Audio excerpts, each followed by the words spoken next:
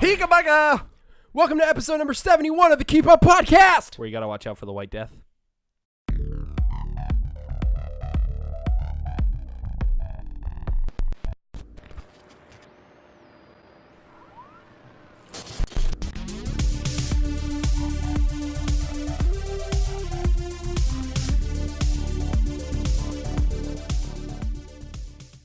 What's the White Death? The White Death is a Finnish sniper from World War II. Oh. He killed over 500 people.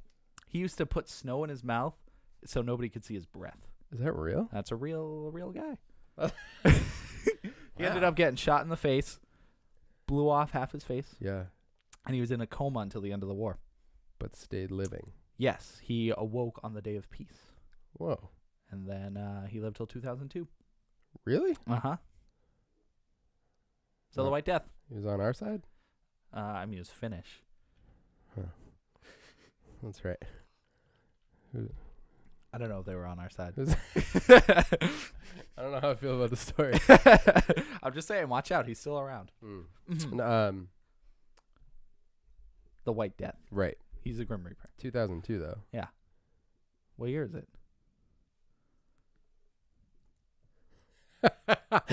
There's a video only moment. So I'm excited to be recording. Am I? I don't know. Okay. All right. Me too. It's been 5,000 minutes. Yeah. Give or take. It's been, has it been 2 full weeks? 2 full weeks. 2 full entire weeks. Right, because last week we didn't, We didn't. and then the week before we did. Right. And I know we're just filling people in because you don't know when we do things, but. No, I mean, like, if you're listening to this now, last week was like months ago. Right. Exactly. But here we are. Here we are. We have a lot to talk about. Excuse me. Yes. I ate a lot before we came down here. That's good. What'd you eat? Cheese and pastrami Mm-hmm. mostly, and a bunch of assorted nuts, mixed nuts. That's good. Good combination. Almonds. What's the best mixed nut? I don't understand that question. The best single. Nut in a mixed nut container. Well, that's just the same. I mean, they mix all of them. No way. I mean, I guess what do they put? Peanuts, cashews. Sometimes there's some walnuts. It depends which ones you get. Yeah. I think almonds are the jam. Almonds are good, Mm-hmm. but I had to grow to like them. I didn't immediately like almonds. What'd you immediately like? Cashews.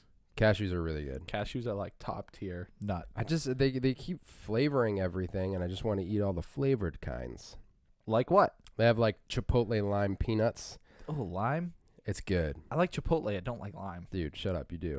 And then they have blueberry almonds now. Mm-hmm. That's yeah, fruity nuts. yeah. That sounds normal, I guess. it's delicious. Right. They have the wasabi ones. You've had those, yes. right? Wasabi and soy sauce almonds. Today I had habanero barbecue. Oh, those sound top. That's the real deal. Mm-hmm. I also had toasted coconut almond. I've never been a big fan of coconuts. Nobody I love likes coconut. Mom likes it. Oh. That's dark. Rachel doesn't like it. Uh-huh. Simmy doesn't like it. Uh-huh. I think Jazz likes coconut. It's a texture thing for me. It's like Well, you don't just eat like little shredded. You don't just eat like shredded coconut. Although I would, but what are you thinking about when you texture? I think of I can't make sentences. There's yeah, I get you. It's like coconut candy, like I can't think of I a can't either. single like I know I've had coconut candy like with like chocolate with coconut in it. yeah, with like coconut shavings or whatever, you know. So you just don't like shaved things. I like shaved. You like shaved beef? No.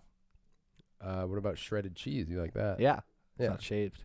They don't call it shaved cheese. Shaved cheese. I guess that would be worse. Gross. All right, you're right. We have a ton of stuff to talk about. Wait. What do you have? What? Last thing. Yeah, what? Coconut on a peanut. So is that a nut? That's a coconut nut. Is it coconut a nut? Isn't it a fruit? Isn't a coconut a seed? Why does it have nut in the name? Because is it a seed? It's a really big seed if that's the case. Yeah, isn't it? If you plant a coconut, will you get a palm tree? Yeah. Why are palm trees called coconut trees?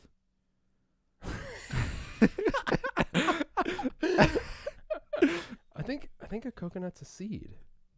Or am I thinking of something else that's not a coconut? I mean, a tomato is clearly a meat, right. part of the dairy. It's a red meat. The dairy meat family. Coconut.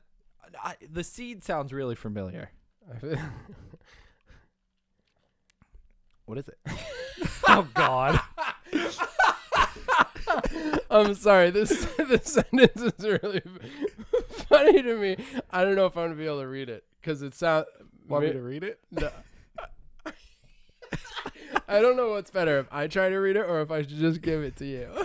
I can read it because you'll be dying the whole time. Just read the first sentence. All right. Don't read it first. Just read it out loud. Just read it out loud. I can't even read the first word. Can you do it?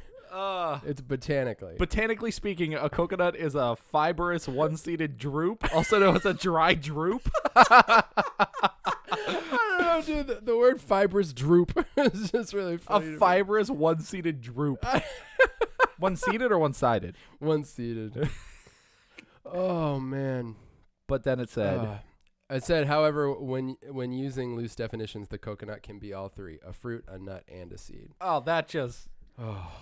So we were discussing what it was, and it's all three. It's all kinds of stuff. Man, that is what we call a hat trick in the coconut industry. That is what we call that. Well, anyways, away from this conversation. Yeah. What comes first? Technology, stupid questions? Stupid questions. Okay, Yeah. stupid questions. What do you got? Can babies get depressed? Yeah, I don't think so. They don't get headaches either. Okay, that's weird. That was a turnaround I wasn't expecting. No, I don't know. Maybe. I mean, I can't imagine. I feel like depression is a emotion you learn as opposed to being born with it. Yeah, that's actually a super interesting question to me because the headache thing that my response was actually was it a study? How do they even? No, I forget. I was listening to something. I think it might have been on Bad Christian or something a while ago. But there was a podcast I was listening to, and they were talking about how. Now, this isn't entirely true because I have heard young kids talk about having a headache. Yeah.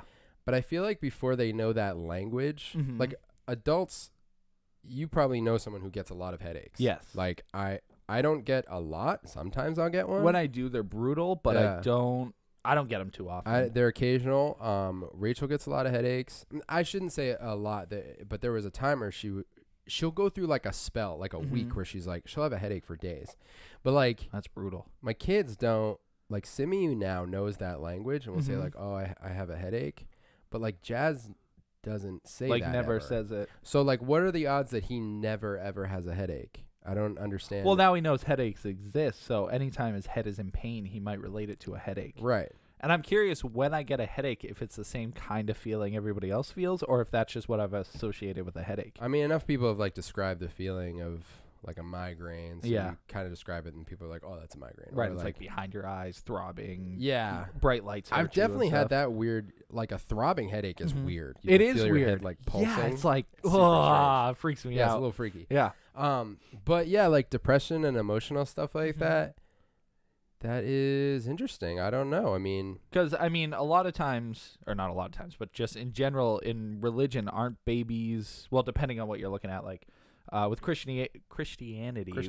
Bananity. With Chris Banana. Yes. So what's the verdict on babies in that? In depression? No, not in depression. I'm confused. No, when they're born, are they born sinners? Are they born? Oh yeah, that's a deep question. I know. Well, because then it makes me think like the idea behind if they're born in a sense. I don't know if they're sinners or not, but if they are, does that mean they feel the feeling of evil, hatred? Like I don't know. Which could lead to depression. People have like different perspectives on that, obviously, but like the theory, the belief is that we're all born sinners, and in Christianity at least. Right? Yeah. And like how that applies to children, I think I would say a majority of people believe that they're not really making all of their own decisions and stuff as kids, so there's like a different level of accountability there, right? That kind of thing. But how are you relating that to depression? Well, because if they're born sinners, then they obviously must be born with Well, I mean, I guess that leads to more of like, why are they born sinners? Because to me, being born sinner is you have evil intentions inside you, and you have to be taught to be good. Okay, I see what With you're that saying. idea, but it's probably a different perspective. Like, they're born sinners So because... are we not talking about depression anymore? No, I related to that because my idea is if you're born a sinner, then you must have evil in you. And then relevant to evil, depression could lead to darkness, you know? Okay, I guess. Do you see how I Oh connect yeah, I that? think I see what you're saying. But So you're saying if depression is just part of like the natural human condition, right. then anybody can experience it at any point. Yes. Like the idea of being, I mean, people hear like the word sin and it's been Mhm. like blown into this like it's obviously not a good thing, but like that concept of saying like born a sinner Mhm.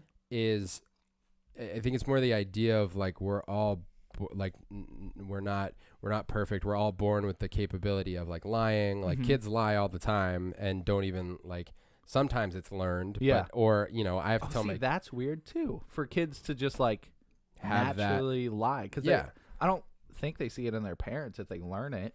Oh, so I mean, some do, Right, obviously, right. but like, or like being violent. Like some kids just naturally like hit someone, Mm-hmm. and some people might take that to an extreme and be like, "Oh, that's vicious sin." Yeah. But like sin is just like in some cases just a lot of times it's like what you I don't know. A born sinner is like it's just a way of to me it's just like people are just people. You know what I Mhm. mean? Like we all have capabilities of doing good or bad things. Right. We all do bad things Mhm. for sure.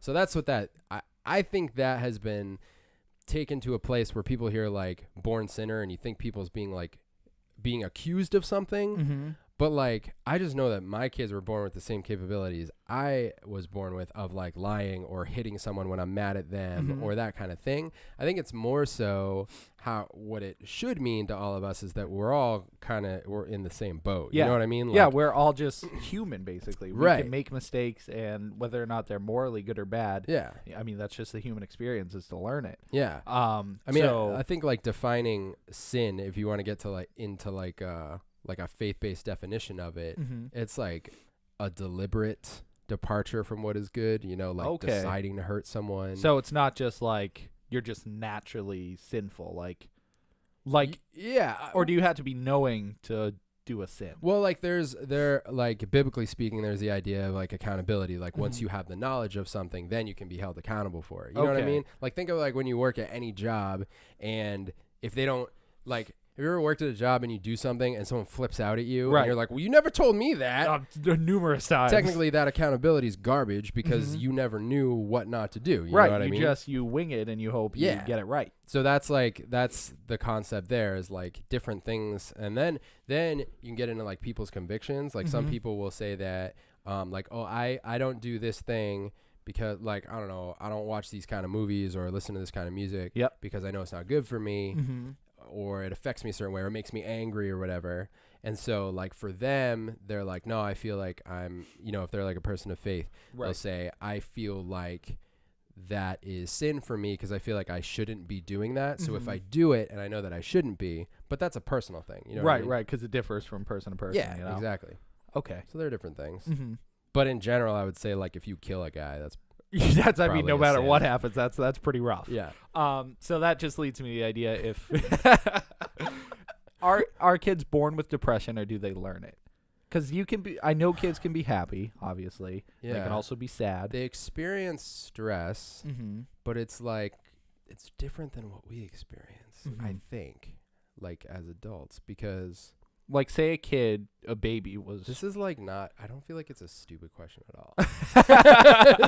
Even by our definition. Right. I thought you would be like, that's a stupid question. Of course. Like. No, because I think about this kind of stuff all the time, like Yeah. emotional, like learned emotional experiences and stuff. Right. Like if that. a kid was just born with no human interaction. Yeah.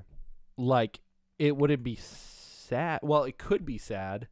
But what do kids know when they're born? Like, what are natural emotions? It's simple. Basically, like,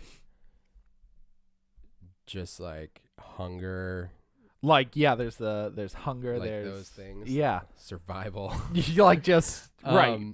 But yeah, like they're just the simple like joy, or like they get stressed if they're like if they're hungry or Mhm. they're, They feel any pain, basically, it Yeah. would lead to that.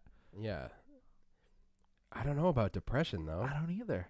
I don't think so. Because I feel like they can learn all forms of happiness. They could be like so happy they cry. I've seen videos of that. They like Yeah, that's hard. That's like it's That's great. emotional. Yeah, it's I saw a kid who couldn't hear and he had headphones or like this hearing aid technology, and the kid heard his mom and he smiled and then started crying, and I was like, Yeah. oh my heart, please.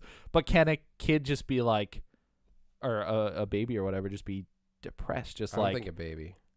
I think I think depression is something that there must be like a level of like mixed emotions to get to that I think point, so. like fear and worry and some Because other I think things. in most, if not all cases, depression is rooted in some kind of like misconception or insecurity or like fear. And I Mhm. think those are things that you have to accumulate. Right, and as a baby, it's not like they're thinking, oh, I had to pay a bill next week, or Yeah. like there isn't things that I assume is on its mind that it's like, I know it has to worry about food, but that's just kind of a natural, like, it'll just get hungry at some I don't think point. you could classify any of their like, even like anger. I don't even know Mhm. if you could classify anything as like, They can have tantrums, but I Yeah. mean, it wouldn't lead to them depends being what age depressed. we're talking about. Yeah, 'Cause, that's like, true. I see my kids as they're getting older now, like they'll have days when they feel sad. Yeah.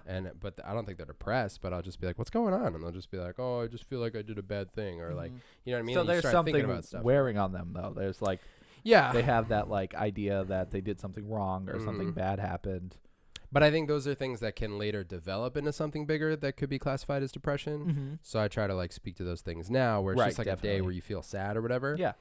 But Yeah, you just wake up on the wrong side of the bed or yeah, whatever. like that's, but I don't, then that's an interesting thing in regards to like certain emotions that like, or states of mind like depression, that it almost has to be due to something learned. Like you can't, I don't think you're, if it's a chemical imbalance, you might be born with something that would Lead to it, like possibly bipolar or like a something. tendency or Mhm.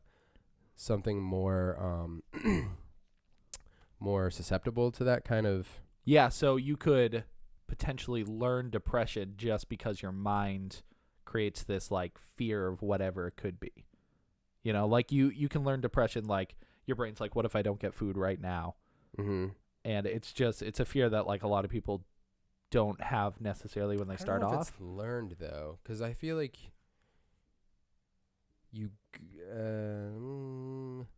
feel like other things like get you there, like get you to the state, and then you're like, oh man, I'm depressed. Like, Mhm. but it's a result of other things. I Right. feel Like I feel like if you are just a baby in a room and you just get like food at a certain time, like no human interaction, if you don't think there's anything else out there, Yeah. would you just get depressed? Would you just think like there's no books, there's no nothing, you're just there? No books? Why'd you say no books? Well, no, because I'm thinking, well, obviously they can't watch movies because the idea is no people, so it has to be just a white room. You can't even have like beds because then the idea would be like there must be more out there. Like it has to be in a room of nothing. Mm. And I mean, even with food, it'd be like, where's this plate coming from? Like you have to have a no anything environment for this baby. Not that I want this to happen. Yeah, at why are you all, trying 'cause to that's depress all the horrific. babies? I'm just saying, like, do you have to get to that point where that baby is just like almost doesn't even feel like it's necessarily alive because it's just not doing anything?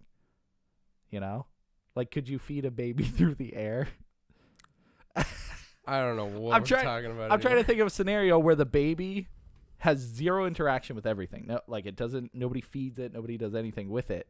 Can it gain depression from that? I don't think so. Not knowing that there's anything else out there. Zero interaction with anything. No. And it just gets food through photosynthesis, let's say. And it Oh, I see what you're saying. like, because if there's no element of mystery, Raised or- by wolves. no, Let's say 'cause it's raised by wolves. I guess it could be. I almost just dropped it twice. So I'm gonna say depression is an emotion that is learned. Babies can't get depressed, but children can. That's what I think, anyways. Because I think you can learn it from your parents or anybody. You can learn it. I don't know if that's the accurate terminology. You can feel it, acquire it. Yeah, I guess you can. I You definitely pick it think there's from the something to skill tree. witnessing it and knowing that it exists. Mm-hmm. And then But if you're never exposed to it, could you feel it? probably, though. I mean, you can feel extreme sadness, but I mean, is depression just prolonged sadness? No, I think it's more than that. Yeah, there's like other things wearing on you, but it's Yeah. just like, I don't know. We just got real deep here, folks. We did. So definitively, your answer: I don't know. There's probably like can babies get depressed? no. Okay. What about you? No, I don't think so. I think it's something that's just learned. So when we Google it after, Yes. and there are definitely articles That are with like, the science behind it. baby was born for one day, biggest case of depression ever. Born for one day. I hope that's the title of the article. Born- baby born for one day. Baby born one day life. Not depressed, though. Well, folks, what do you think? Leave a comment somewhere. Good luck finding it, though. Finding what? The comments section. Why? Well, you can't comment on the podcast. Oh, yeah. Well, You can leave a review. Yeah. Which would be greatly appreciated. Wink. What's next? Let's go into technology. Okay. Okay. Technology. All right. Now what? Welcome to technology. Dude. What do you got? So I found this app the other day Okay. that I was like, I'm in the future. This was like a big I'm in the future moment. Okay. Do you have any idea what it is? It's an app? Yes. I don't know. Okay, let me pull up the official name of it. So it's an app called HelloTalk, Okay. and it sounds like an average name. Sure. What it does is connects you to anybody in the world if for a language you want to learn. So the idea behind it is, for me, Japanese.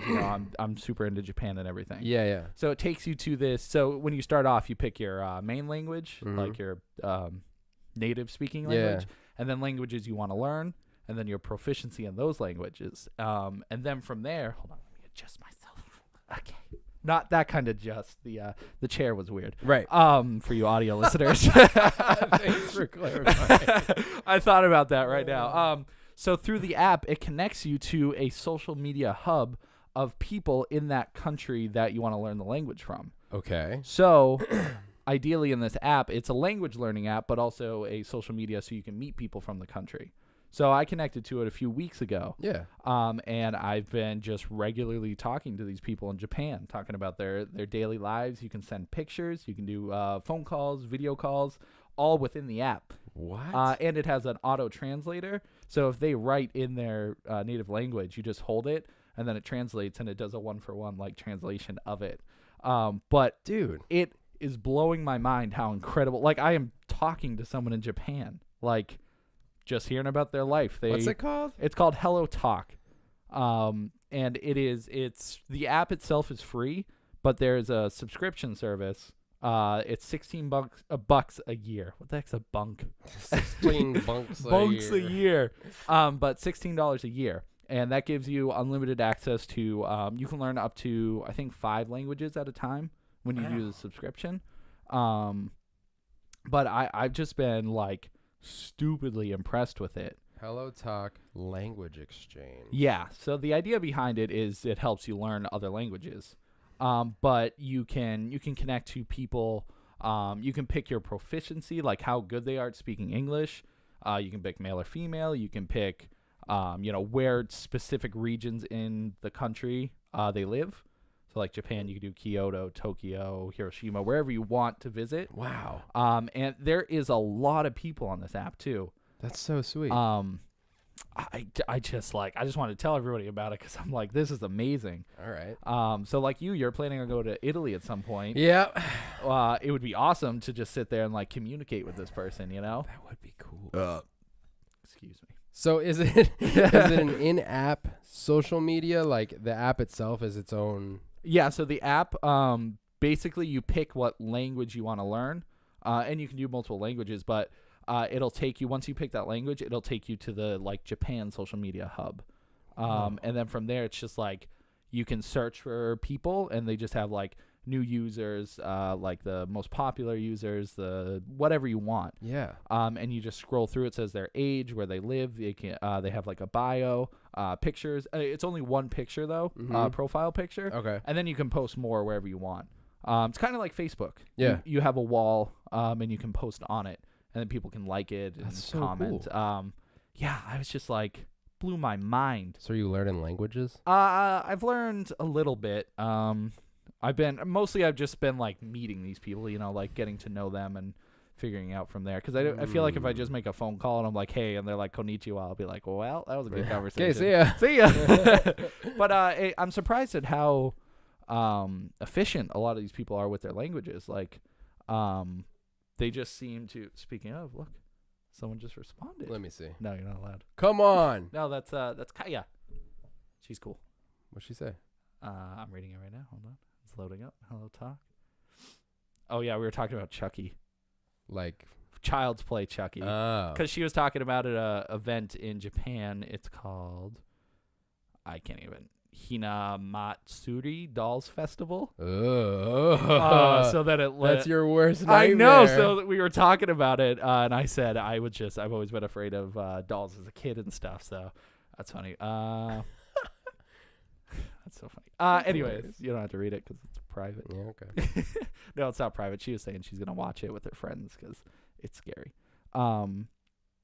But yeah. Anyways, it's a HelloTalk. Yes, fantastic app. That's really cool. So if you ever plan on visiting somewhere, like ideally, I thought it would be amazing to meet. Like when I go to Japan, it'd be so cool to have people I know there because they can show you around. That's true. Like, and they're very friendly. Everyone I talk to, nobody's been like, "Oh, I hate you." Well, that's good. That's good, but no, I feel like they're just as excited about learning because they want to learn English as well. Yeah. So it's kind of a back and forth thing. Yeah. But some people are just looking for friends. Some people are very adamant about learning a language. Dude, that's awesome. But yeah, and you can send like voice clips to practice. So like you can send. It's like a phone call, but basically it's short little clips, and you record what you're saying, and that's they how make people, fun of how bad your accent is. Yeah, they laugh, and then they're like, "That was great," and then that was the end of that. But cool. Anyways, I've been super interested in it, so That's awesome. yeah, it just like, and there's no like charges or anything. If you text someone or call someone from a different country, it like cost $1 million free through the internet. So, dude, that's radical. Mm-hmm. I was very excited. Okay, well, I'm glad you shared that. Yeah, because I might download it. Yeah, if you want to talk to someone from, anywhere. You can pick where they are. Yeah. Yep, you just pick what language you want to learn, and it says what you're proficient in, and then that's sick. Yeah, it makes my eyeballs blink a lot. But why? Because I'm just so excited. Okay. And I have one more piece of technology to talk about. You hear anything with Amazon recently, my friend? Whole Foods? No, not Whole Foods. Oh. That's kind of cool, though. Did I not save it? Oh, I hope I saved it. I'm the worst. I didn't save it. I guess I have to go off memory then. So Amazon announced a new security device that you install into your home for their deliveries. So the idea behind the device is the delivery men have access to your home for like 2 or 3 minutes to deliver the package inside. So it's security, so nobody will steal your packages. Basically, they get this like electronic code sent to them when they're about to arrive, and then they go in, and there's I guess there's cameras and like sensors and stuff. No way. I would never ever do that in a million years. To have these guys go into your home, drop off the package where you specify, and then leave. How do you know they left? Yeah, that's what I need way more details because I would never. It sounds ridiculous. Is this going to be like, are you going to have the option to? Yeah, it's not necessary whatsoever. Because like. No. Oh, God, no. Dude, that's like a month or two ago. I'm sitting at my house and Alicia, one of our friends who lives with us, she's in the living room and I'm in the kitchen. And I hear our door open and someone walks in. And it's the time of day where I'm like, that's weird. Nobody should be walking in right now. Who the heck is that? And I hear Alicia go, hi, can I help you? And then I just hear like a guy's voice and then the door closes. And I'm like, I walked in and she's like laughing. I'm like, what the heck was that? Yeah. And we have our friend who owns our house that we live in. Yeah. He has some of his business trucks and signs on the side of our house that we don't park on. Mm-hmm. And he was delivering something for his business and thought that the house was the business. So he just walked in to our kitchen. That's freaky. He just walked in the house. Yeah, and yeah. he looked and Alicia was like, hi. And Hey, he was like, told oh, the I'm baby, sorry. Like, yeah, seriously. Like he was like, oh my gosh, I thought this was a business. And Yeah. like shut the door and ran out. But it's like, I don't want people just walking in. No like, way. That's super weird. I could see if you live in an area where you have a tendency for your packages to be stolen. But it's still freaky regardless. You are giving someone access to your house, and 3 minutes is a lot of time. It's a ton of time. I think you can set the time. But like you said, how do you monitor something like that? I know there's a lot of like safety precautions. Like it records the transaction, and I think you have to have cameras with it. So they install cameras all around the house. But there's just no way because the guy could go in, drop off the package, take a bunch of things, and leave. And I mean, it's on the cameras, I guess. But what cameras? You got to install them in your house? Yeah, you have to install them in and around your house. Like it's a security system, but it's also to protect your packages. That's so weird. But it gives you access to any stranger who's delivering packages. So it's like if the guy feels like one day taking everything, I mean, nobody's stopping him if no one's home. I don't like it. I don't either. It's freaky. It's stupid. I think it's dumb. It's dumb. Nice dumb move, technology. Amazon. I know. Nice move. I don't know. It made me laugh. That they announced that like 2 weeks ago, I think. But good thing I don't use any Amazon services at all. Right. Except for Whole Foods. Would you hear about that Amazon store? That sounds crazy. So cool. That's super so crazy. for you guys who don't know, how does it work officially though? So basically, it's a store that has no employees. You just walk in and buy stuff. Right. And the way that it works is you Is it a card or No, I think it's in your phone, like your Amazon account. You walk in and it somehow, I do forget how it knows that you're in there. Yeah, I thought I heard a card, like you scan a card to get in, like right. on the outside. I think you're right. You scan to get in. Yeah. And then when you leave, it scans or it knows you leave or whatever. Yeah. But anyways, you grab what you want, and then when you leave, it scans all those items and just charges it to your Amazon account. Yep, and if it's so advanced, like the shelving does it by weight and stuff like that, knows what's on it, knows what each item costs, and when you pick it up, it knows that like it's that you picked it up and it charges your account. If you pick it up and you're like, oh, never mind, and you put it back, it won't charge you when you leave. Oh, that's incredible. It's insane, dude. It's so crazy. What if you like put it back in the wrong spot or something? I don't know how that or works. if it doesn't register when you put it back, or like you put your hand on it. There's bound to be a bug here and there. Definitely. But I but mean, how that's the future right there too. Just freaking walking into a store, grabbing what you want. Yeah. Automatically And it just knows. charge. Yeah. Oh, that's freaky. Cool so though. Crazy. Yeah, it is pretty cool. I think there's only like one. Yeah, I think it's in Seattle, I want to say. Yeah. But I'm waiting for it. I'm glad we live near Boston because that's like one of the big cities to get things. Yeah. Because like obviously where we live in freaking New We're not Hampshire, going to get an Amazon store anytime we're not soon. going to get anything. No, we have tire shops. That's our big So attraction. many of them. So many. I don't know why. Oh, breaks my heart. Yeah. But that's all I had in technology. Okay. We have to go into TV. Okay. All right. Television!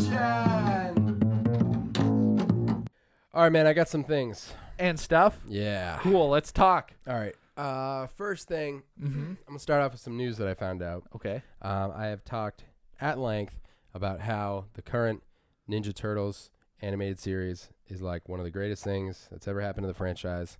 I found out days ago it's being canceled. How? Why? How and why? So it's kind of confusing. I don't fully understand it. They're in the midst of season 5 right now, which is going to be their final season. They have a. It almost sounds like they were like canceled without knowing. Okay, so here's what's really strange. They've already announced they're in the middle of it right now. It's a Super Shredder arc is what's happening right now. Oh, nice. Yeah, I just started watching it today. This particular arc. They are still going to do another arc including Usagi Yojimbo, which I'm super stoked on. Yeah. And a 3-episode arc with what's happening. Oh!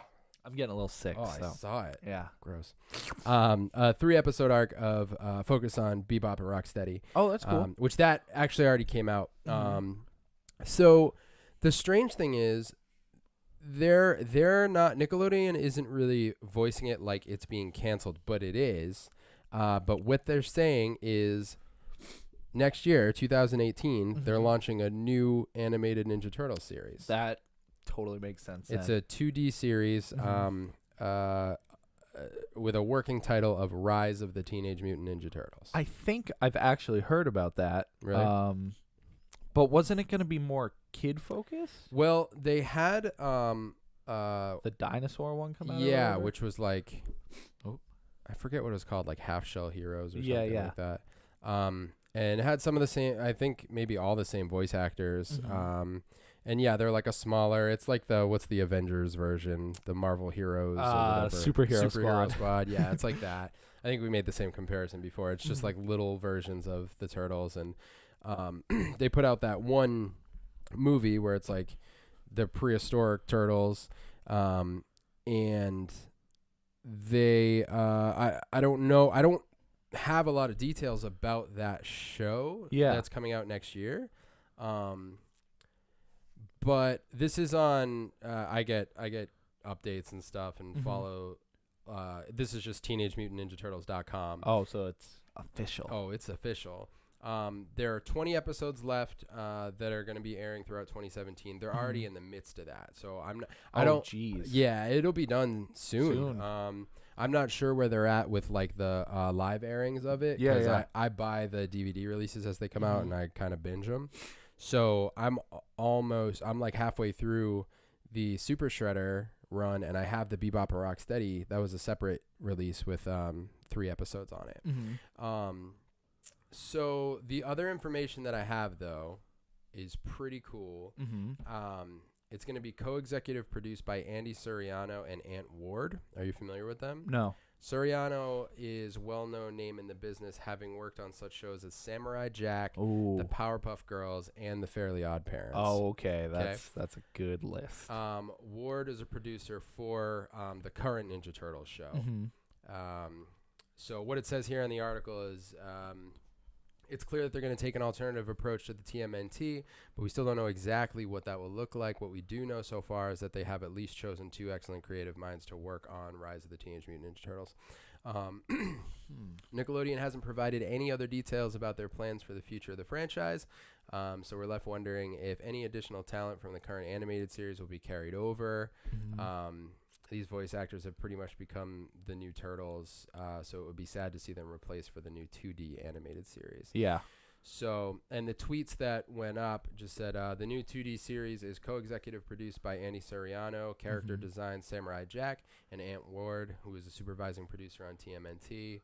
And the one that they tweeted before that was, breaking news, dudes, a brand new 2D animated series, Rise of the Teenage Mutant Ninja Turtles, working title, is launching in fall 2018. So we're looking at about a year from now. Yep. And it's just super weird because this show has done extremely well. And I don't know if they're just trying to take, I mean, obviously they're going to take something of a different angle. Yeah. But this show has been such an incredible installment into the franchise for all the reasons I've talked about in so many episodes of the Keep Up. Yeah. But it's just such a good show. You know what I mean? Like, and it would seem stupid to cancel it if it's doing so well right now. It's by far the shortest running Turtles animated series ever. Yeah. And maybe the best one. So like the 87 one ran for like 10 or 11 seasons, Which is crazy. That's a lot of seasons. And the 2003 one, I remember that went on for years because they went into space and stuff. Yeah, and it turned into like its own. Yeah. Yeah. You didn't like that one very much though? It wasn't bad. I didn't watch it a lot because it was kind of like in the interim of me watching cartoons and stuff like that. And you can't find those on DVD. They are so difficult to find. Really hard to find. They're just nowhere to be found. I think it's because they released them in a really weird way. They did an initial box set of like the first season. And I don't even know if it's the whole first season. And then they didn't stick with that model. They just put out like volumes that had like 4 episodes each. Yeah. And they're so hard to find. So hard. So- Yeah, because I looked before because I grew up on that series. Yeah, yeah. I watched that. I didn't watch the 87 one Mhm. until way later. So that one I've always liked. I always thought it was really cool. But yeah, I mean, you're right. The volumes, you can't find it. It's not online anywhere. they're no really hard to Blu-rays. find. No, it's not on Hulu, Netflix. Like, No. just doesn't exist. It drives me crazy because you can find The Next Mutation on DVD, which is like And the Netflix biggest and garbage everywhere. thing. Yeah, but you can't find the 2003 animated. I definitely don't think that was bad. It was just a different era. Mhm. And but this one, far and away is the greatest Yeah. one. And I mean, just talking about the genres, it bounces around, because oh, dude, because the 87 obviously was comedy. Mhm. The 2003 was definitely more of a serious, darker tone. yeah, like, more action cartoon. I would but say. this one just it's got funny episodes, it's got Everything, scary, dude. it's got action, it's all kinds of episodes. So it seems to be a beautiful blend of everything. Yeah. So why venture off somewhere else I don't know, man. when you nailed it? I mean, personally, I prefer 2D over 3D Mhm. animation, so I'm super excited to see what it's going to be like. Yeah, But there's no reason they can't have both shows going at the same time. that's what. So unless they need everybody working on this to focus on the right, other one. and I mean, they have done such a killer job. I mean, some of the episodes I'm not caught up on yet. I know they're doing really cool arcs with like Raphael as the new leader, Mhm. and he goes What through happens this to whole Leo? I don't know yet. Oh, But Raph goes through this whole like solo journey. I know they Mhm. do a couple 2 or 3 episode arc on just Raph. Mhm. Um, And a lot of these episodes, are they like trailing off from the comics, or are they kind of their own thing? Like, are no, they... they're. I mean, it's entirely its own story. Okay, because I know they take a lot of elements from, Yeah. from the comics. There's always like that the farm, April's farm. Yes. And that always gets used a bunch. But it's definitely going its own direction with Yeah, it. it goes its own direction, but what it does, which is what the current comic book series is doing the same thing but in different ways, which just Mhm. amazes me, is they're bringing in elements that, not to sound like the biggest nerd on the planet, but only true Turtles fans would get. Like, Mhm. seriously, the one I always mention is using the voice of Michelangelo from the original 1990 live action film as Mhm. the voice of Mondo Gecko, a character that not everyone would even know, Right. and having him say Cowabunga and him and Mikey hanging out together. Like, there's so much meta cross reference in that. And That's the turtle nerd dream. yeah, right you know what I there. mean? So like they've done so much of that, pulling from all the different material, but the story itself is its own thing, Mhm. but it's so big, and they bring in things like the neutrinos and the triceratons and super shredder. That's directly I don't know from any of those words you just said. and Fugitoid and I do know Fugitoid, okay, good. but it's funny, just all those names are And insane. those are from like the original run, Yeah. like of comics. You know what I Mhm. mean? The Triceratons and there are a couple other. There's another, I can't remember her name, but they bring these things in and make their own story with them. But it's Mhm. so awesome for us Yeah, fans. it's you know what I mean? like we say it all the time. It's fan service. It not is. sexy fan Yeah, service. not the sexy kind. So there's a wicked fun, dude. I Oh, watched God. I watched 3 episodes this morning. Mhm. And there's a part where so you know who Razar is in the show? I don't think so. So Razar originally is in Secret of the Ooze, Mhm. the second live action Turtles movie. yeah. And he's the wolf. Okay. Yeah. Okay, yeah. there's Tokar Yep. Razar. Mhm. In this one, Razar used to be Dog Pound, who used to be Chris Bradford, who was like an action hero based off of Chuck Oh. Norris. Yeah. I saw the episode with where he became. He becomes Dog Pound. Yes, which he's smaller at that point, isn't he? Well, he has like one big fist. Yes, and he yeah. transforms again and becomes Razar. Which is a bad guy, I assume, He's- because yeah, he was yeah. bad in Secret of the Ooze. Yeah. So he attacks Mikey in the episode I watched today, Mhm. and he's like, "I've always wanted to see a turtle without his shell." And Mikey's like, "Bro, you want to see me naked? Let's get off of me," or like something like that. And, like, it's just, I freaking love this show. So clever. Yeah. Anyways, you said not the sexy kind, and that reminded me Of like, that. Mikey being like, "You Sexy, wanna see me sexy naked?" Mikey? Is that what you're No, thinking it of? just Brett, we're not in that realm of the Mm. internet, you freak. we're not. Turtles is awesome. I'm so bummed that it's getting canceled, but I'm not even sure if we should call it a cancellation. They've been so smart with the show that I would be surprised if they make some weird mistake here in just canceling one. Right. I wouldn't be surprised if they like make it like some kind of interdimensional thing. They cross it over. It's all the same voices. That would be amazing if they. Ooh. Well, they did the crossover with the 87 Turtles. Right. They did, a detail I always call back to as well when they switched from having Jason Biggs being the voice of Leonardo to having Seth Green. They even wrote in a reason why his voice changed. Right. So, like, with that kind of attention to detail, I just feel like it's also kind of cool to know that they're going to wrap up the series if that's how they're going to do it. Right, You know what because I mean? at least, I don't know how 2003 ended, or that series. I don't either, yeah. So I'm curious if it had a nice, end point. I don't know how but 87 ended. It was just a stupid average episode where they go to Florida on vacation. It probably is. They're in Hawaiian shirts Yeah, and there's- sunglasses. Yeah. But yeah, I assume that one didn't really necessarily have like a story, all the way Yeah, I to the don't end. know. But this seems like a series that won't be afraid to end it kind of dark too. Like I'd be curious just to watch that episode. I do want to watch the whole series, but just to watch that episode and see like if they kill off any turtles or if like they pretend to kill them and at the end there's like a little thing or something. But it is a kid show. It's on Nickelodeon. Yeah, I don't know if they'll end it. I think they will wrap things up in a nice way. But it wouldn't surprise me if they, had a sacrifice character or something. You know what I mean? Someone that you've really loved throughout the whole show. You're And right. They just gotta sacrifice. I really my main hope is that they end it well. Yeah. Like it's not a surprise cancellation that they just like left it off on a cliffhanger. Right. Because that would be killer. That's ridiculous. Yeah, I know. It sounded like they have it all planned out, so we'll wait and see. But I just wanted to report on that news because I'm like, man, that's crazy. Yeah, it's the turtle guy. So. 5 seasons. It's been on 5 years now, but it feels that's not that long, especially for a show that's doing so well. But that's all. We don't have to harp on that. I'll keep you posted as I know things. Yeah, definitely. And do you have? I have 2 other things in TV that we can breeze over. Yeah, I don't think I have anything in television. Have you been watching any of the new Arrowverse shows? I'm caught up on. Actually, I'm probably behind an episode on The Flash. But I did watch the season premiere. Yeah, the first 3 episodes, and it is pretty throwaway at the beginning. Yeah. No spoilers here if you haven't seen The Flash, but basically the beginning of this latest season, which is 4, I think it's season 4. Yeah. I was doing the villains in my head. I knew that's what you were doing.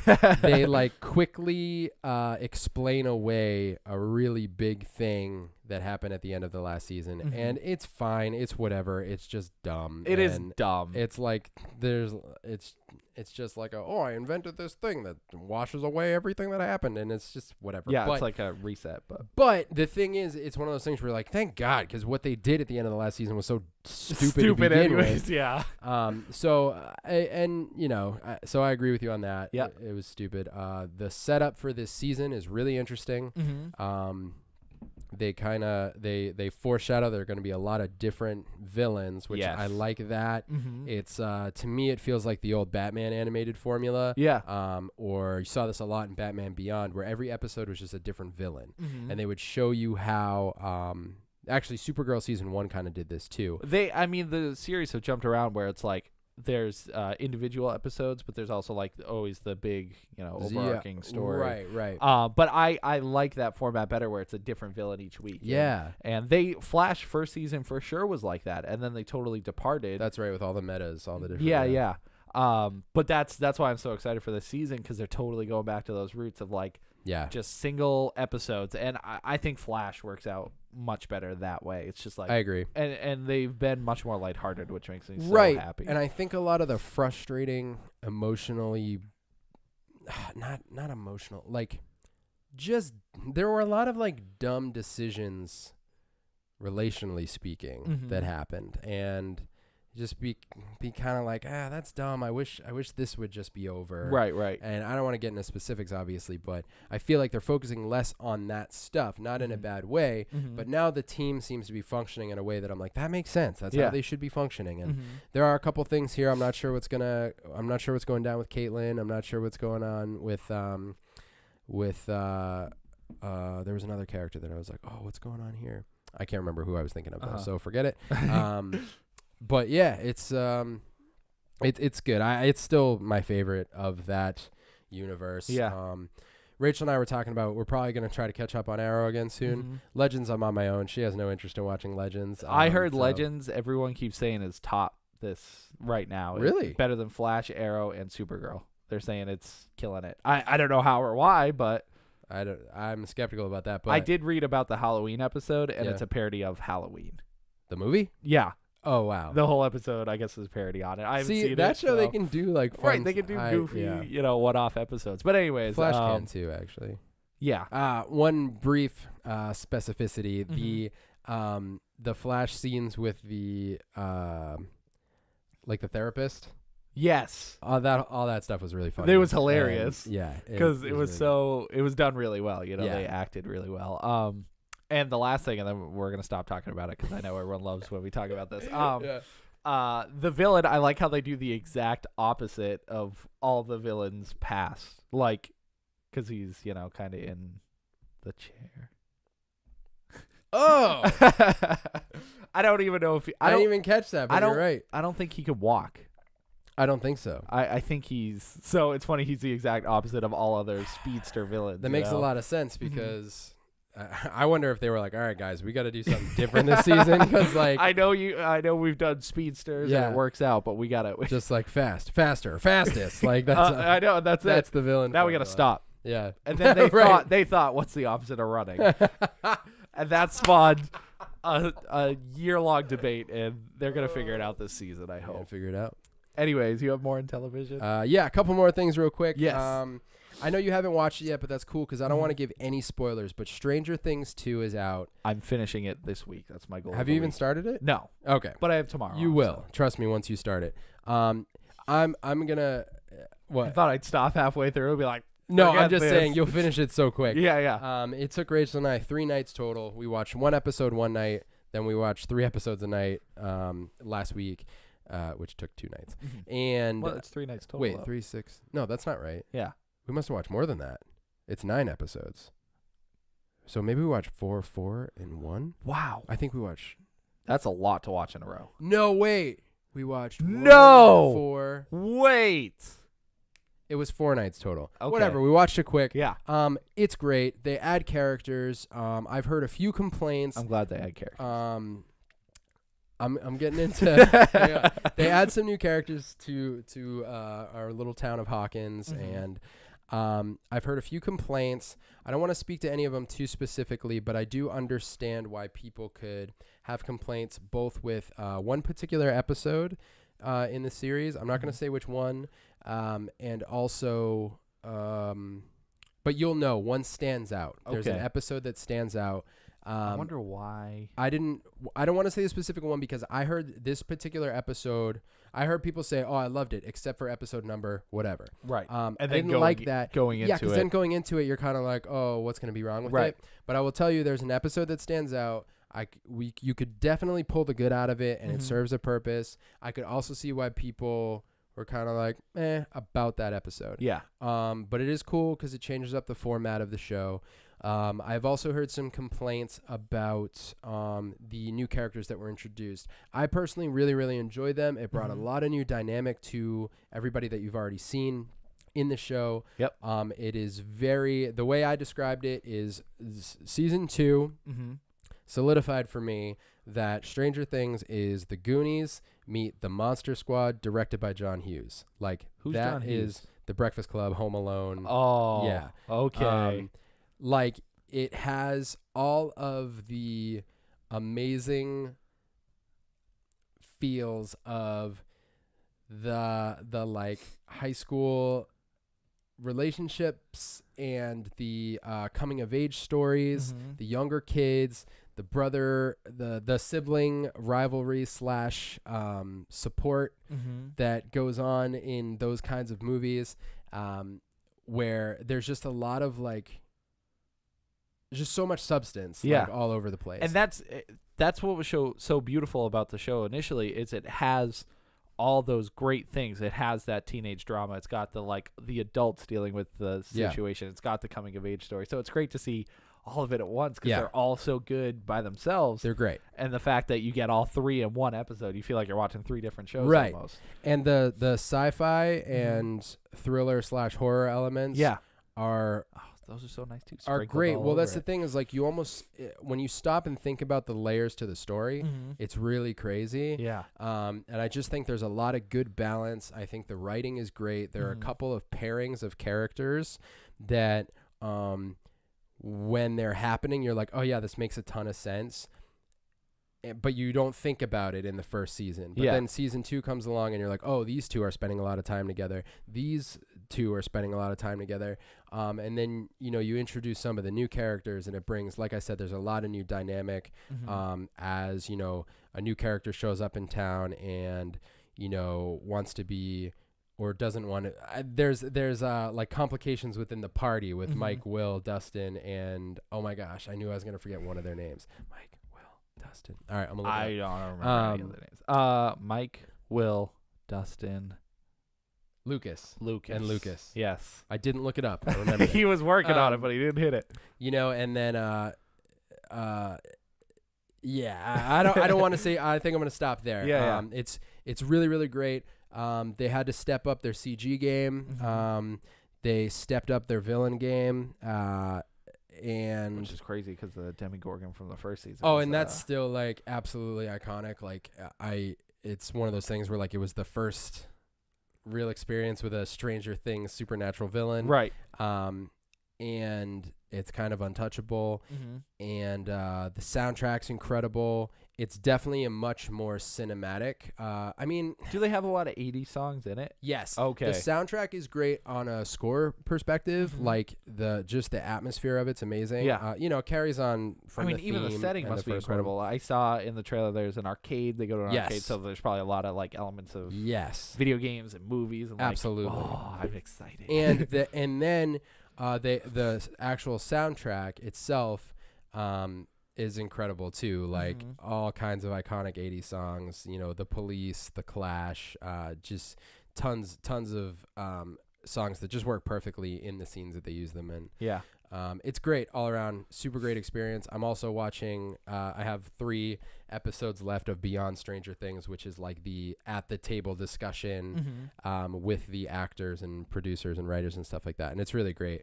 And those are a quick watch. They're like 17 minutes to 25 minutes. So it's just like a bunch of behind the scenes. Oh, yeah. And it's great. It's well worth the watch. It's really funny talking about certain scenes but spoiler ridden like crazy. So watch it after you finish the season. Yeah, absolutely. But it's a great season. I've heard they're making 2 more seasons. And that's just hearsay, but that's what I've heard thus far. That's cool. I'll take it. You know, I honestly didn't even think about other seasons other than this. Me neither. And watching the world expand in this season was super exciting. Okay. And it really makes me want to go back, and I might just watch it all again. I'm like super into it. You like sometimes you just get super into something, and I'm like, God, it's just really well crafted. Yep. And that happened to me with the game the other day. I beat it, and then I immediately went right back into it. Yeah, and I was like, I want to play it again. That's so funny. I forgot what it was, but it was Persona 4. Okay. But that's a game. It took me 100 hours to beat it the first time. Yeah. And even so I did my second playthrough, and it took me like probably another 40 hours. Wow. That's skipping cutscenes, fast forwarding through everything, running through the dungeons. But anyways, it was just such a good game, and I was just on such a fun high with it. I was just like, I want to keep going. I want to keep playing. Yeah. Also, I got the worst ending the first time, so I had to go through again. Oh, okay. That's and I fair. missed like another 10 hours worth of gameplay because I got the worst insanity. ending because you had to talk to a guy. Anyways, long story short, I get your excitement for That's it. what I'm saying. It's exciting. I will say quickly too, it's hilarious. Oh, all seasons. It's really funny. Some insanely emotional moments. It's just like I said, it's all in there, and all the actors are just getting better. Yeah. Oh, of course. They're coming into their characters more. Yep. And I think that's what was cool about seeing the universe, seeing more of the town and more of these characters in more situations. Because now it's becoming a thing where it wasn't just the one season and it's done. Now it's like, oh, there's more stories to tell here, and it's great. There's a lot of potential with this, Yeah. you know? It's really great. I'd love to talk about it in detail, so maybe after you watch it, maybe we can do Spoiler cast or maybe. something. We've talked about it hundreds of times. Let's do a spoiler cast. Yeah, I but- know. And this would be a good one to do. Maybe we can do like reaction discussions after you watch some or something. I don't know, but it's great. Stranger Things too. Yep. It's wonderful. What are we going into? Camera shut off right when I said that, so that's going to be a great point for you audio listeners. There won't be a difference for you guys, actually. No. Okay, we'll be back. Okay. Where are we going next? Movies? Ooh, let's go to the movies. Brett's clearly bored. No, I'm not. It's late. I was so tired today, dude. I hit a wall. I haven't in a while. All right, I think I'm trying to get back into ketosis, so I think that's what's happened. I'm on day 3. Daylight savings happened too. Yeah, but you gain an hour. Oh, true. Yeah. So shut up. I'm saying. And so day 3 of ketosis. yeah, so maybe that's it, but also like I'm working 2 jobs right now, and one of them we're open till midnight, so I closed last night, so I didn't get home till like 1:45, and I can't go right to sleep when I get home. I know, you what need I'm that little saying? entertainment Yeah, after. I gotta All stare at work my and phone no for play. like 45 Yeah. minutes. Yeah, exactly. Yeah. Then I had to go to work today, 11 to 8. So like I didn't have to go right to work, but I got up early and got sent me on the bus. And then this afternoon at like 4, I was like, I'm tired. Time to go. Yeah, it's at midday. Like Yeah. But like when I'm in full blown ketosis, I don't even hit that wall. That wall doesn't even exist. I smash through it. Right. Hulk smash. But right now, Hulk. Oh. Right now, Hulk's sleepy. We're in movies. I saw Thor, but I'm not going to talk about it until Brett watches. Anyways, it was Okay. really good. I'm seeing it this week. All right, we're gonna talk Thor next It week. was really good. But when you said Hulk, it made me think of something. I thought you were gonna talk about it. You're not gonna talk about it? What, the movie? Yeah. It's better than The Dark World. All right, whatever. Yeah, I'll wait till you watch it because All right. I do. It's really, really good, but I do have a few qualms with it. Okay. But like I said, I'm not Rach literally just texted me. We're going Thursday. Oh, so nice. We'll definitely have seen it So we'll do the podcast again Thursday night. Thursday night. Okay. I'll come straight here. Good. We could do the. Do it live. Yeah, we'll do it live. We'll do it live. So I got movies. What do you got? Do you have movies? Do I have movies? If not, I can. I really. The blast mics through- are gonna pick that. That's whatever. Remember that Movies. one? I do I remember wanna that do the one. I do have one movie, but One movie, but I'm not talking about it this time. you're not. No. Yo, I'm running the show this week. What's the deal? No, I got games, man. All right. You're gonna be so quiet. No, you're gonna talk a lot on games. No. Oh, all right. Now this is a movie that we've both seen. Yes. Okay. So I know we're not in October anymore, but I'm still. Oh, let me guess. It's The Ring. Have you seen Rings? No. All I right, heard it me was neither. bad. I don't know. I saw it on a shelf the other day, and I was like, oh, that's a thing. That Rings. exists. Yeah. Yeah. It ended up, from what I heard, it ended up almost being like a remake of the Oh. first movie. Like Oh. it like what's the word? Retcon. It kind of destroyed the story of the first one. Okay. And like did its own thing, from what I heard, anyways. Okay. But Weak. it's not Ring. Weak Souse. Rings. No, it's not the Ring or Rings. What is it? It's nothing Ring related. Oh, okay. So Ring. I still get the Phone call. residual horror bug post October, and I had one of the movies I really wanted to watch was The Houses October Built. So was October a man? Yeah. And he built these houses. Yeah, and it's really just a story about how like he was struggling and then started a construction company, Okay. and these are the houses that October built. Why was his name October? His parents were unique. Fair enough.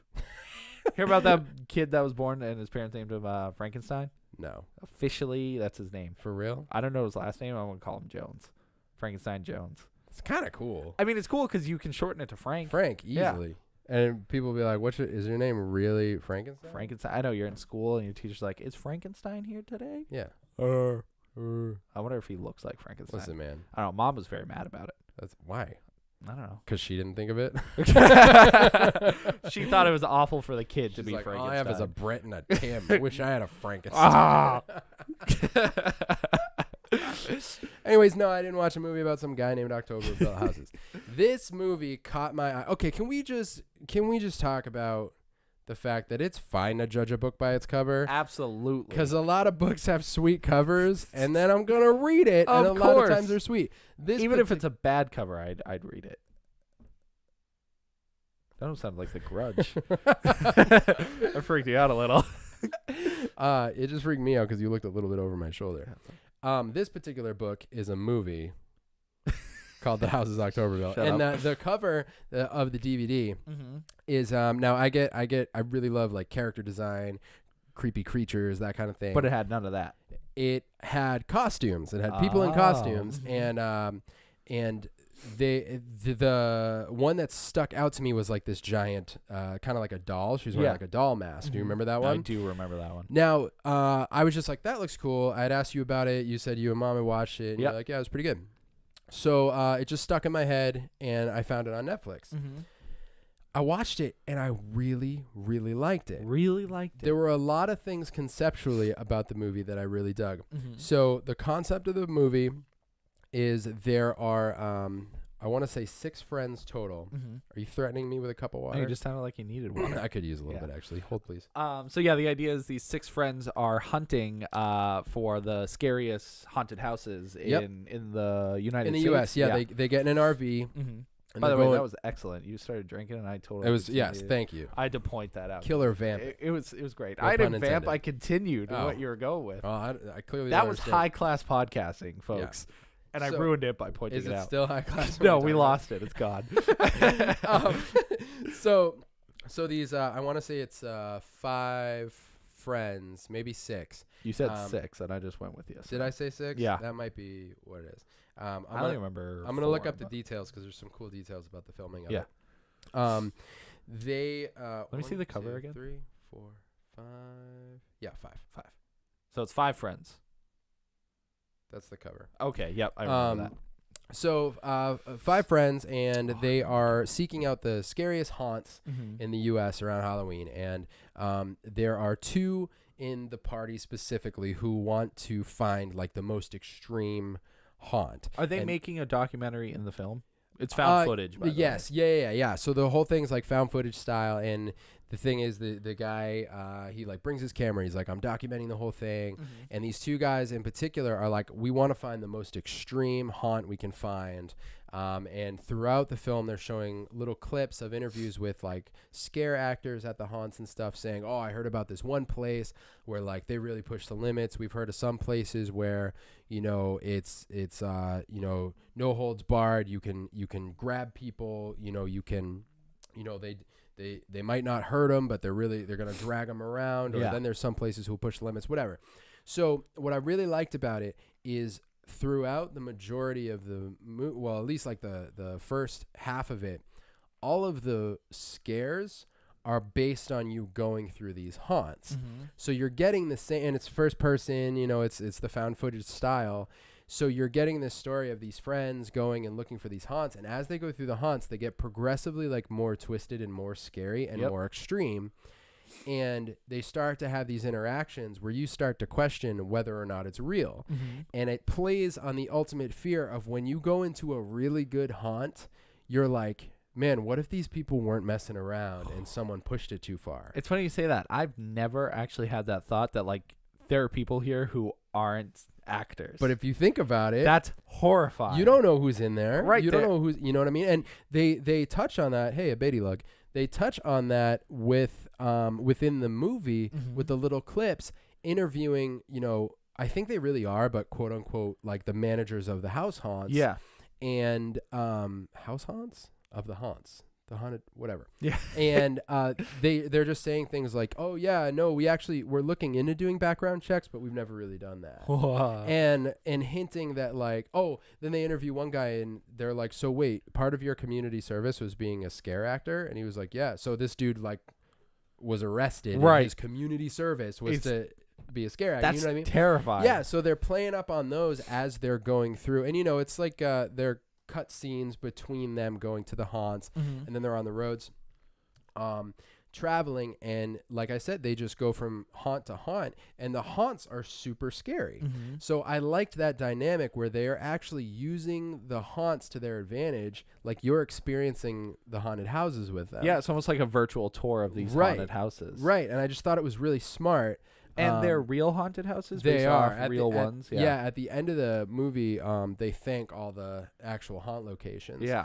And That's so neat. yeah, and so that's what it is. They gradually get more and more twisted, and ultimately they find what is, meant to be, it's rumored to be the ultimate, like it's a traveling underground haunt that if you can find it, if you really want it, like this is the way you get to it and stuff like that, right? So yeah, you have to like don't you have to go to certain haunts, and then from there you get you have to ask for certain people by name. There's this whole thing, and that's not really a spoiler, because that's clearly what they're leading up to the whole time, and that suspense is what really drives the movie, all the way up until the end.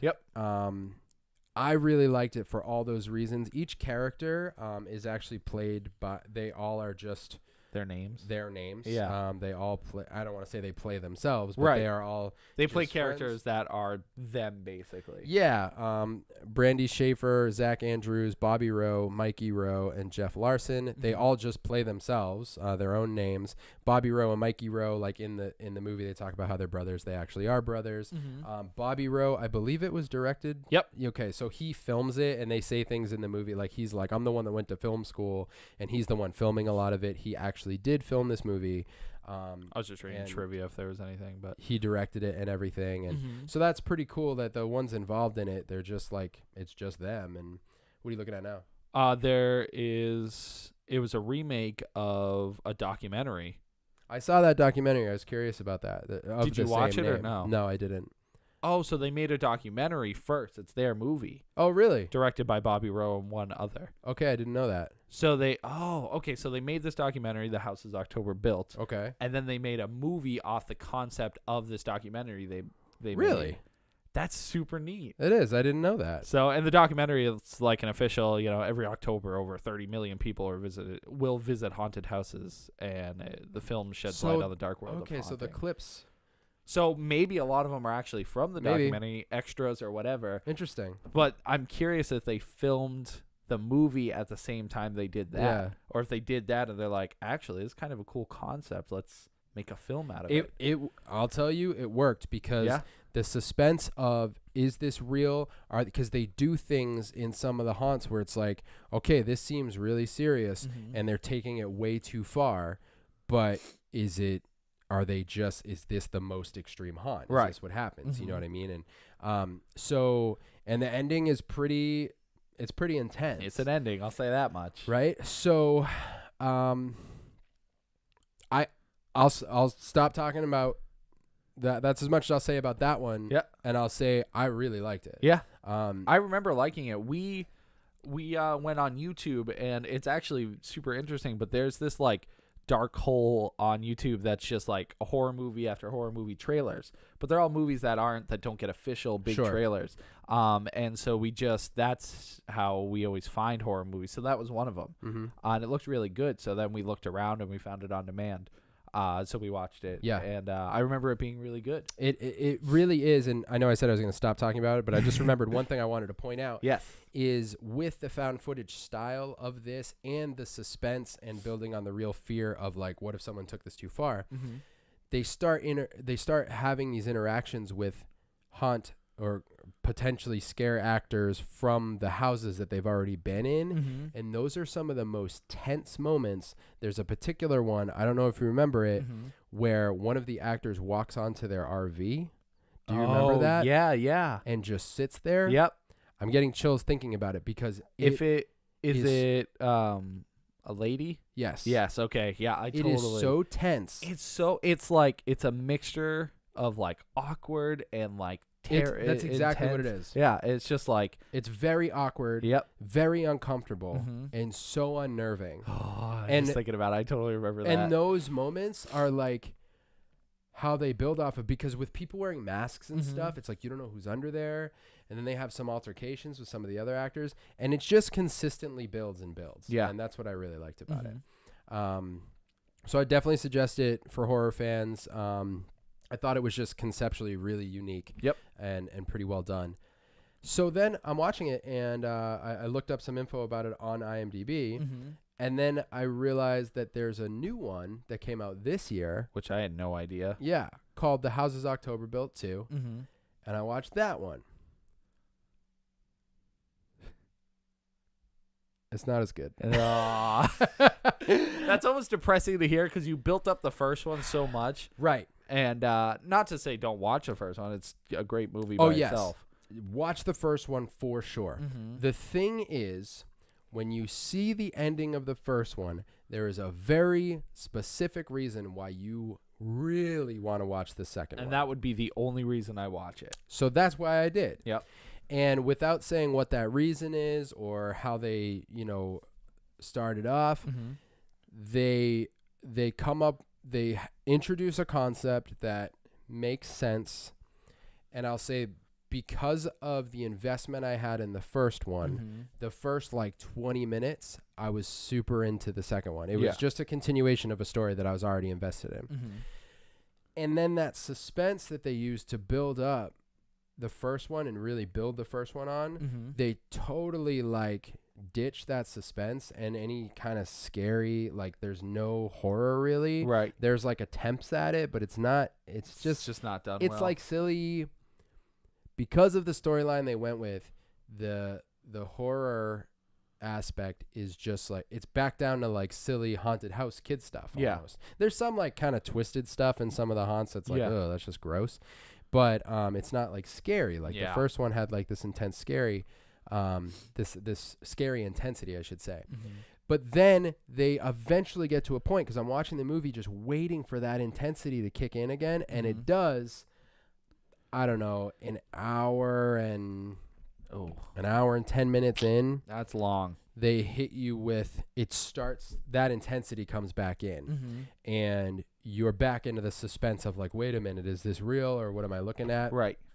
And the ending is, it's good. It adds a twist to the whole everything you've seen from the first movie. Oh, okay. I like that. So it's hard because there is a definite lull, the mid 40 minutes, probably the whole second third of the movie is you could just do without it. Yeah. But there is a little bit of a payoff in seeing the beginning and seeing the end, because again they introduce a concept behind everything that you've seen that. Just for me, I was like, man, this is a pretty cool concept that they have going here. God bless you, my son. Thanks. So I know you haven't seen the second one. Right. I will say definitely watch The Houses October Built. I'll give it a watch. So the first one is on Netflix. On Netflix, yeah. Second one. The second one, I'm not entirely sure where you can get it. I found it. Because you're a magician. But I don't know exactly where you can get it. I bet you can rent it on Amazon Prime Video. That's a total guess, but that's just, that's where IMDb always directs. Right at the top, it'll say. Will it say? Yeah, you can get it for $6.99 on Amazon Video. You can also find it on Amazon Video. I bet there's DVDs, Blu-rays, all that stuff of it too, but. That's cool. I didn't know IMDb did that. Yeah, for some reason I only ever find Amazon. I don't see it oh, maybe it's sometimes it links to Netflix and stuff. But anyways, yeah, I'll check them out. There's never a bad time to watch a horror movie. No, I agree. So that's cool. I'm glad you enjoyed it, and yeah, I'll try to watch the second one. Yeah, it's one of those ones if you have. Coming right off of the first one, I had to see what they did in the second it's probably much better to go off the first one right into the next one, because for me it's been 3 years. Really? I would suggest, since it's on Netflix, if you find that you have the time, rewatch the first one, dude. Yeah. It's good. It's really good. So, but that's all I had of movies. We can jump into Video games. video games. Video games. Welcome to Video Games, Tim's favorite place. All right, what do you got? Let's go. Okay. So we're gonna get right into it. They We got announced 5 minutes before the ladybugs take over. the invasion. So they announced the Games with Gold PlayStation Plus games for this month. Sick. We're in November already, so they're Yeah, out. that's crazy. We'll start with Xbox because No, do PlayStation first. Okay, PlayStation first. It is. Okay, PlayStation Plus for November of 2017. Yeah. So on PS4 we have Worms Battleground. Nice. What's it about? Worms battling the ground. There we go. Perfect. Worms is that game where it's like Blow Yep. each other up. you have teams of worms, and it's almost like a turn-based like shooter. Yeah. But you go around and you fight each other or computers as worms with guns and weapons. It's fun. It's a good time. Anyways, next game I know nothing about. It's called Bound. It says PSVR. Also PS4. I'll put pictures here for you audio listeners. Sorry. I did a video gesture for you. Yeah, that's honestly it's messed up. I Salt know, in the I'm wound. dark. What'd you say? Salt in the wound. Yeah, that's what I try. And then a PSVR bonus game for this month, Until Dawn Rush of Blood. Whoa. So it's a carnival ride, a first-person shooter, but you're sitting on a roller coaster the whole time. But no way. it's using all the elements from the Until Dawn game, like monsters and characters and all that stuff. Yo, you have PS Plus, right? I sure do. Oh, I want to play that. Yeah, you can get it for like $10 All everywhere right, else. Tim, But, shut up. but I I'm just wanna glad play I it. don't own it because now I'll own it and never play it. I can't play Scary VR. I want to play Scary VR. Go ahead, I can't. I've tried it. Tell me when you get it. Okay. Tomorrow. It's coming out tomorrow.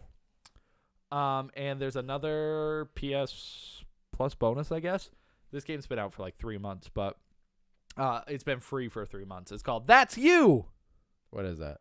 It's their PlayStation implementing a new phone to PlayStation service, basically, where you can play games with your phone, like Fibbage and like other Jackbox games.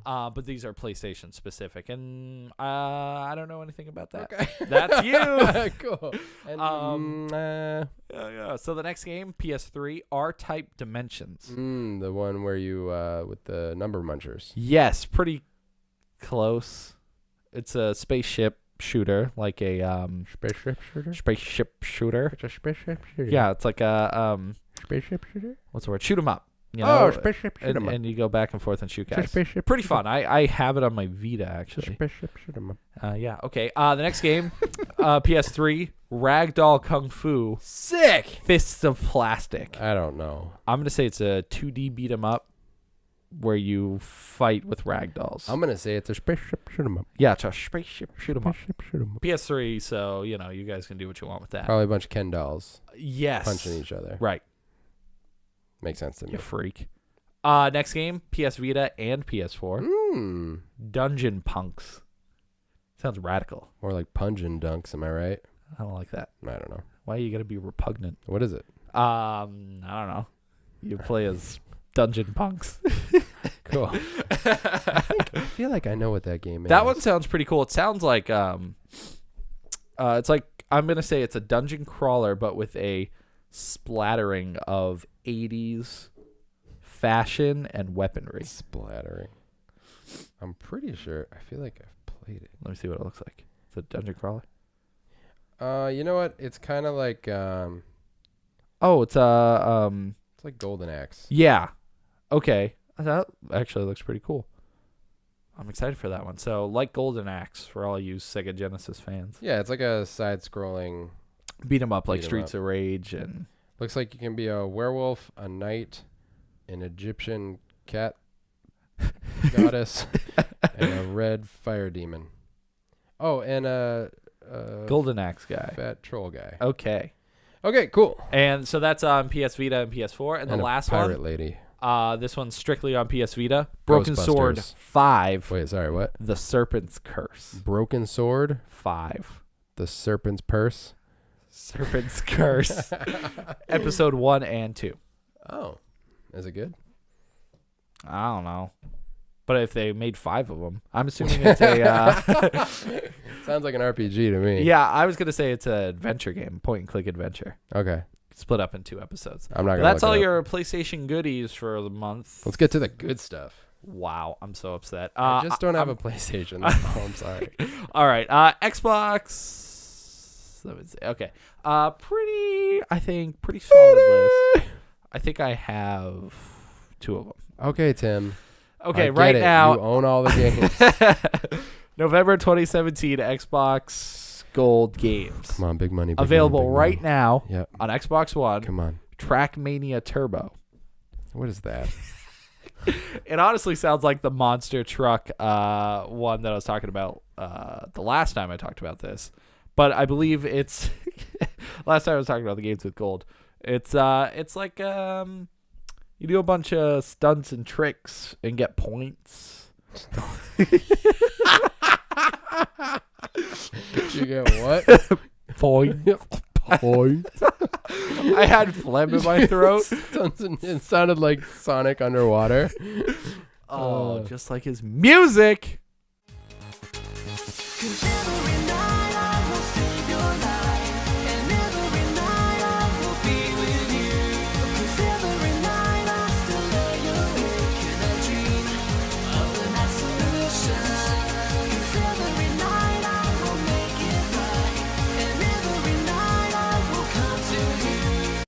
I guess underwater is more like. I can't do it. Finally, the great Sonic vengeance. That's what you just did. Is that the? I always go, wah, wah.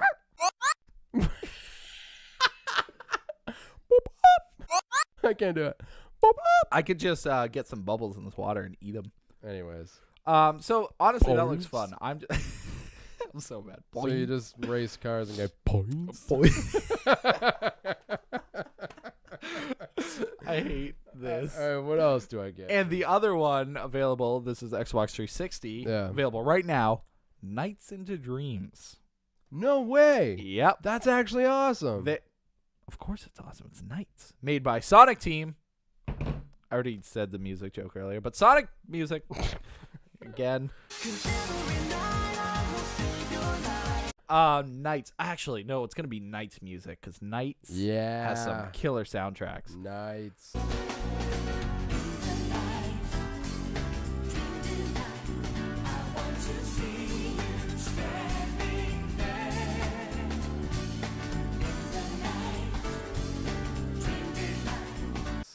So they made an HD, not necessarily a let's retry that. A me rake? Yeah, a remake. A remake. It's not that. It's an HD like upscaling. So they just make it HDified. Okay. Story is so weird in that game. I never understood any of it. You can either play as a boy or girl. The boy, I don't remember. Basically, the kids fall asleep and they're nervous about like something going on the next day. The girl has a piano recital. The boy like can't eat all the chicken fingers or something stupid like that. It does sound nerve-wracking. But but the good old Knights yeah. dude saves you. But the game's really weird too. It's like Super you weird. gotta go and spin things and collect. I don't know. It's fun, but it's weird. Just be prepared. Dreamcast. No, Saturn. Saturn. Yeah. They did Throwback. actually have a Dreamcast re-release, but I believe it was only in Japan. And they actually did come out with a sequel on the Wii, which I haven't played, but I'm excited. I have it. I bought it. You have it? Yeah, I bought it like months ago because I beat Knights, and I was like, oh, I want more Knights. Sick. And then I bought it, never played it. Of course. That's life. Of course. And then the other 2 games, later in the month, November 16th, Xbox One, Tales from the Borderlands. Oh, cool. Probably one of the best Telltale games. Really? Yeah, just like comedically, it's on point. The story's really good.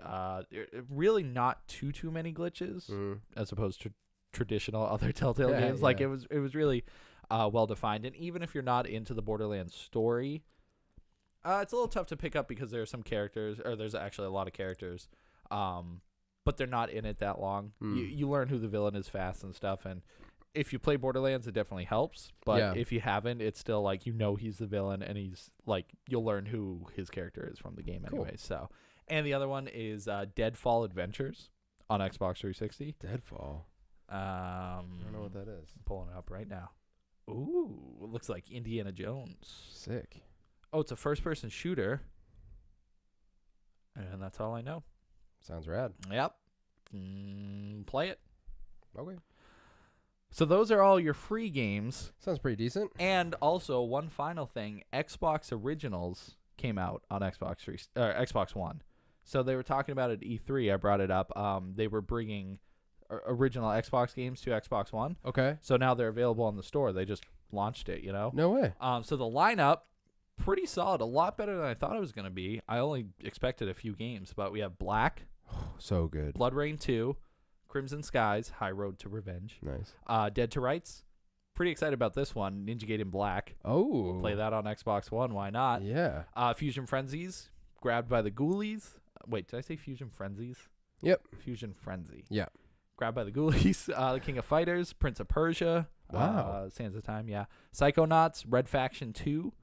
Sid Meier's Pirates. And Star Wars Knights of the Old Republic. Cool. Pretty solid list. I'm Yeah. excited to play Black again. Oh, yeah, dude. Games are $10 each. Nice. Yeah, so some of them that go for more, like what was that one? Crimson Skies. That one's like traditionally a little more expensive. But the fact that we can go and play them at any point, $10 and you own it? Yeah, dude. that's awesome. Absolutely. And I haven't got any yet, but I'm curious if they have achievements, Mhm. or if online works. Yeah. I don't know. I haven't looked into it, so I can't say. But I'm excited to find out. Yeah, that's really cool. Pretty exciting. Black's great. Black is really great. That is one of the earlier games I played when I was getting really back into games. Mm-hmm. I bought an Xbox and a pile of games, I think off of Uncle. I think so. Yeah, someone in the family. Right. And, But you got the Xbox, right? yeah, the Xbox, pile of games. It was Black, Mhm. Red Dead Revolver. What else was in there? Tomb Raider Legend. Legends or Legends. Legend?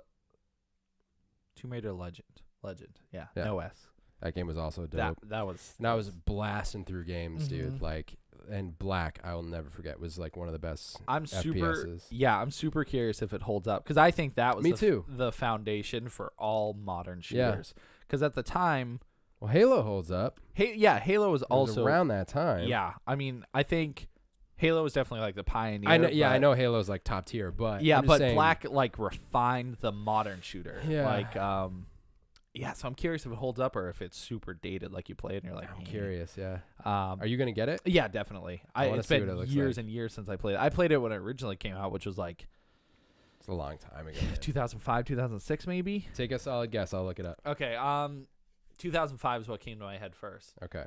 Oh, no, it's probably a little, no, because like 2006 was Xbox 360. Yeah, 2005. So it was a later release. Let's see. Black. Ooh, Maybe 2004. I'm going with 5. Because Xbox, I think, was 2000. What? It better not be like 1992 or something. 2008. What? Holy crap. Yeah. Release date April 7th, 2008. Wow. And it was on PS2, Xbox original. Yeah. Wait That's- a second. I'm getting mixed dates here. Oh. Because it might have been released on 2006. 2006. 2006. Yep. Heavily Okay. stylized. So 2008 must have been PC. 2 years for I'm that not to come sure. out, though. That's weird.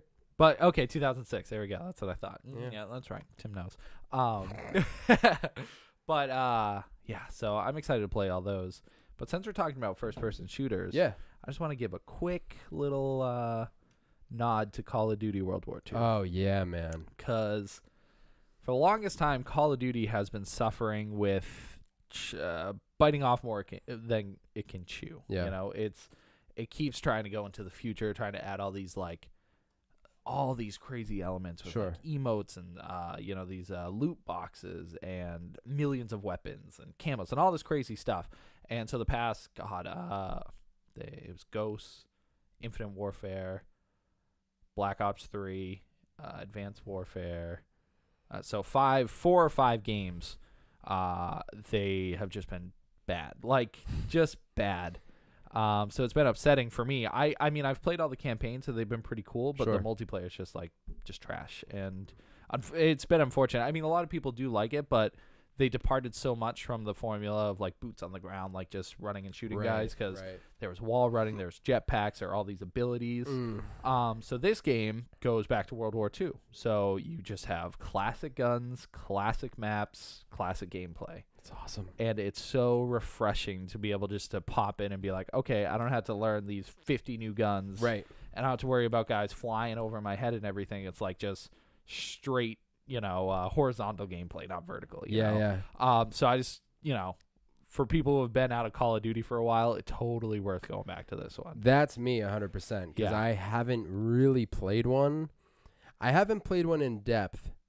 You know how many hours I spent playing Modern Warfare 2. Modern Warfare 2, I always say, is the pinnacle of Call of Duty. Yeah. It just, it aced everything. Nothing was too overwhelming. A beautiful array of guns, maps. There was so much content.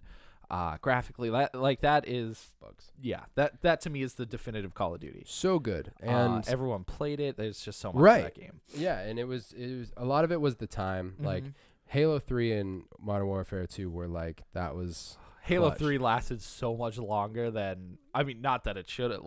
I'm glad it lasted, but it's just crazy the lifespan on that game. Yeah, because Modern Warfare 2 came out so many years after Halo 3, but Halo 3 was still right up. They were still right up. Those were the two that I would play. Other, yep. I would play like Halo at night and Call of Duty in the morning. Yeah. Like, that's what I do. But then I played Modern Warfare 3, but basically just the campaign, and I enjoyed the campaign. Yep. But did you play Ghost? I thought you played Ghost. I think I played a couple rounds online. I never owned it. Okay. But do I have it? I'm pretty sure really I get into it. Yeah, I feel like I played it with you and Duke maybe at one point. Yeah. I do. I have Ghost right there. I think I played a couple rounds of Black Ops with a couple friends of mine, but I never got into them the way I got into Call of Duty, Modern Warfare 2. Yeah. So when I was watching you play earlier, and when we were talking the other day, we were saying how it's kind of returned to form. I'm like, man, that is so exciting to me. Yeah. The feelings I get. Before Modern Warfare 2, there was Call of Duty World at War. Yeah. And that game was amazing too. And it feels a lot like I just missed that one. I didn't play it. So when I got Modern Warfare 2, I was like, oh, yeah. wow. I mean, you've already tasted the good stuff. No reason to go back. But and they ace like World War II combat. There are weapons to this day that I know because of that game. Yeah. You know, like the M1 Garand. It will never. Like, my knowledge of that is all from a video game. And when I see it in this game, I'm like, oh, my baby's back. I love it. And, like, there's shotguns. There's so many just good things. So it's just so exciting to go back and just feel comfortable in the game again. You know, it's not like there are these crazy high-level super ability guys that can call in a bunch of robots to attack you or do a seismic wave. Or, like, just the future was cool. I was on board, but multiplayer just, like, it just became too much. Didn't land. Yeah. And this definitely takes elements from the other games. There's still like certain things like the emotes are still there. They still have these like modern takes on this classic stuff, but not enough to bog it down. Yeah. So and campaign's really cool. I'm like 4 or 5 missions in. It feels like a World War II movie. Oh, cool. I was gonna ask you that. So cinematically, it's very entertaining to watch because like you get your beginning cutscene, you play through the level, and then the ending cutscene. Cool. But it totally just feels like, a World War II movie, which those are always good. Always good, yeah. But yeah, excellent. And they have Nazi zombies in it again. Of course. Still super complicated. Yeah. But easier, I think. So I'm liking it a little bit more. Yeah, okay. Because in the other ones, it got way, way, way too complicated. They were How so? Well, initially when you play the original, it's just survive waves. You get attacked by zombies. But as the years went on, they started adding Easter eggs is what they called them, but then they became levels, missions. Oh. And so you had to go around the map while being chased by zombies and finding these pieces to like open a door to a room to get a special weapon to unlock certain things, certain elements to happen. And then eventually got to a point where you were in a town and you had to solve puzzles in the town while being attacked by zombies. And it just got way too complicated. So this, similar to that, where you're in like this big city and have to turn on power and do all this stuff. But it's easier. I like it better than this. So it sounds awesome, dude. Yeah. You know what I really want? Mm-hmm. I want Left 4 Dead 3. Never going to happen. Why? Valve does not make video games anymore. Oh, the ladybug. Do you flick it? We have this debate No. earlier. You have to let it live. Just let it live. Um, It's life.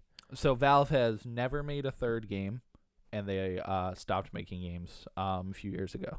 Why? Because Steam was so successful that they don't. I mean, a lot of people speculate that they're just making so much money now that they don't need to waste resources on games. So we're never gonna get a Half-Life 3, no Portal 3, no Left 4 Dead 3. Like some of the best games of our time, they're just.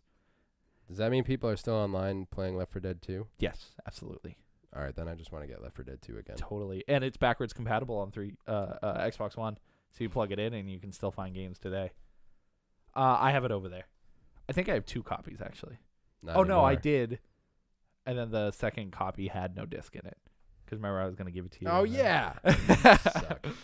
But anyways, if you guys are on edge, me personally, it feels a lot more like the older Call of Duties. Yeah, that's cool. Mhm. That's cool. Yeah.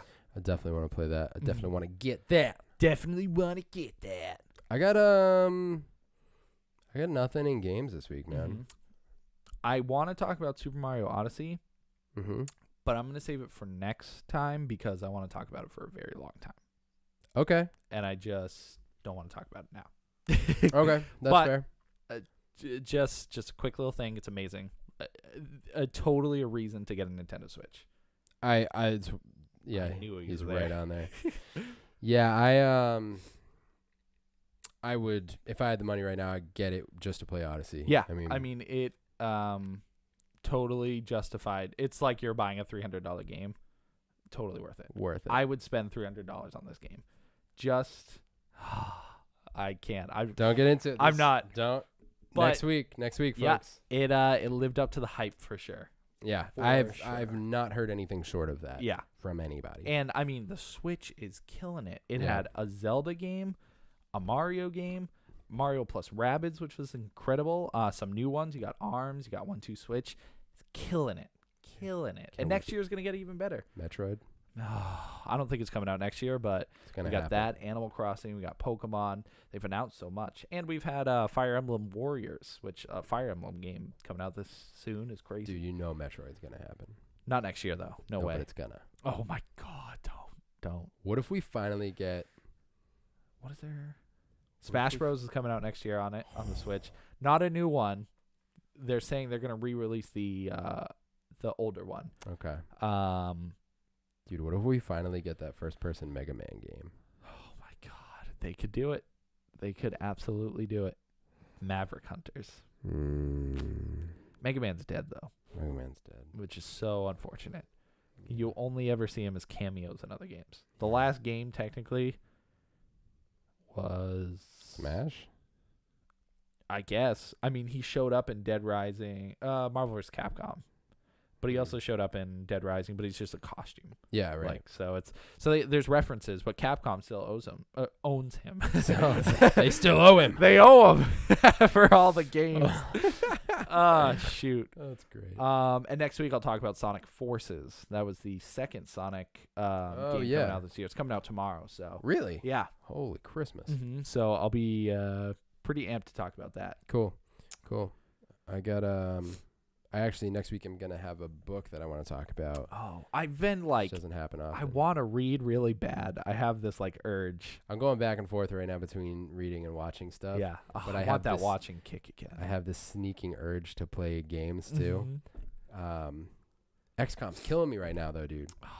You need like this ladybug's. There's just getting a close. ladybug. Ow! There's just a ladybug hanging out on Tim's mic. It's pretty great. You just need.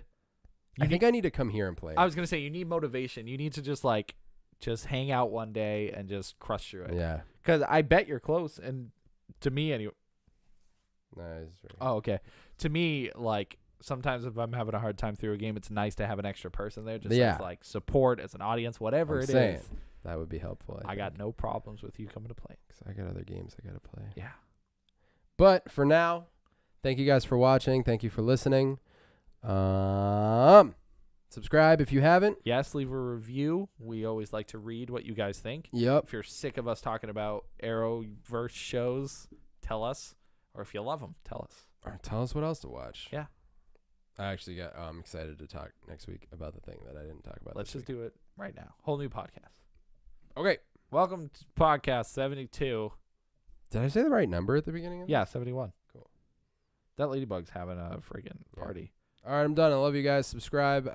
Subscribe to the YouTube channel, The Keep Up VE. You can also check out our older videos on the Keep Up archives. But definitely follow the new channel because we got some things in the works.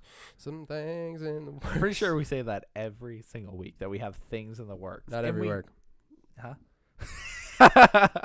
Not every week. Not every work. I'm saying it now because we have a plan. I know we have. I know. I'm sorry I said it. It's a pet peeve of mine when people post things online that are like, keep your eyes peeled, working on some projects. I'm like, all right, no, you're not. And it sucks because I'm looking at them right now. That's the thing. I know that they exist. Whatever. This is whatever.